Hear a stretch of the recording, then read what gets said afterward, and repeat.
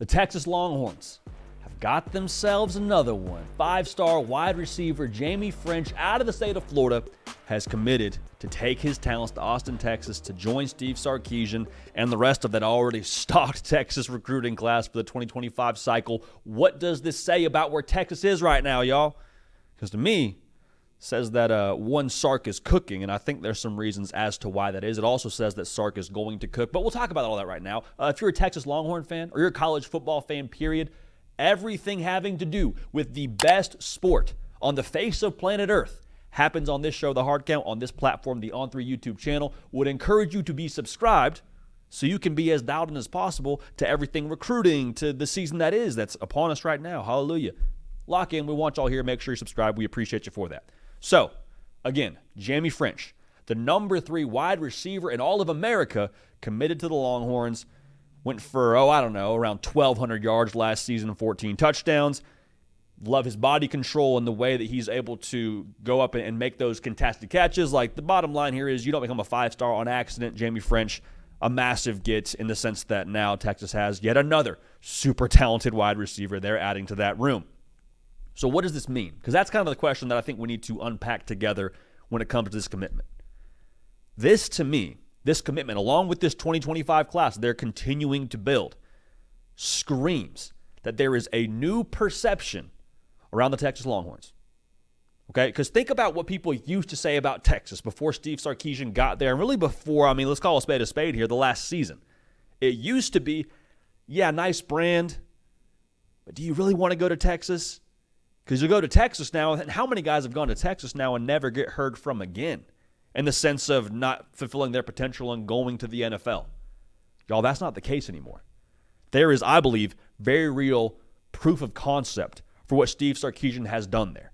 Like on the field as a team, they just won the Big 12, made the college football playoff, beat Alabama in week 2 in Tuscaloosa, which I promise you sent a message to everyone in the college football world about what they're going to do when they get to the SEC. And oh yeah, they're now in the best conference in college football.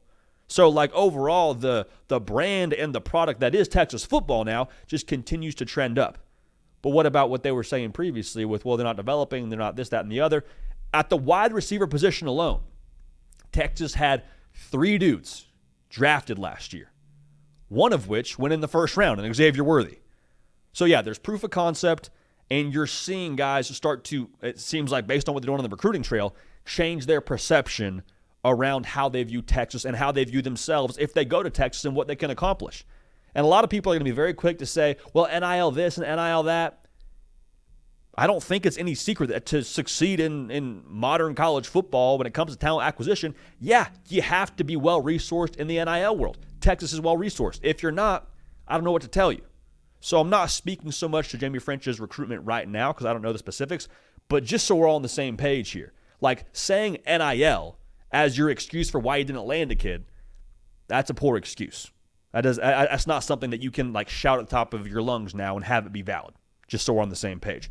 So going back to what I was saying, the product in itself, the development that Texas football is providing now, you're seeing that talent that they've landed and have on their roster is starting to attract more talent, like especially for the wide receiver position in itself. Like look at how Sark has continued to land top quarterbacks. Like Quinn Ewers and what he's doing right now is great, but behind him, Arch Manning. Who else they have committed in the future class? Dia Bell, another super talented quarterback prospect, committed to the Longhorns. So if I'm a receiver, I say, okay, I can go play with more than likely one of the top quarterbacks in the respective or in the college football landscape if we're trusting the trend here with Quinn Ewers and Arch Manning and so on and so forth. That makes me feel good, knowing I have somebody more than capable to throw me the football. In addition to that, I have an offensive mastermind in Steve Sarkisian who's not just calling the plays, he's the head coach. So I understand now that offensive football, as long as he's the guy there, is going to be in good shape, both from a strategy perspective and from a personnel perspective.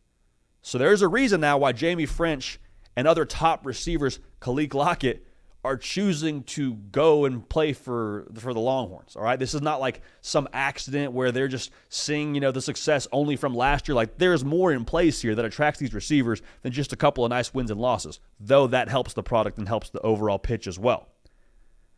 this is significant now, is look to the future, because the way that I approach this, the way that I look at this for Steve Sarkisian in Texas, as long as Steve Sarkisian has his high-level skill players and has his high-level quarterback, he's going to cook, and Texas is going to be really good. Sounds pretty simplistic, but I think that's the case.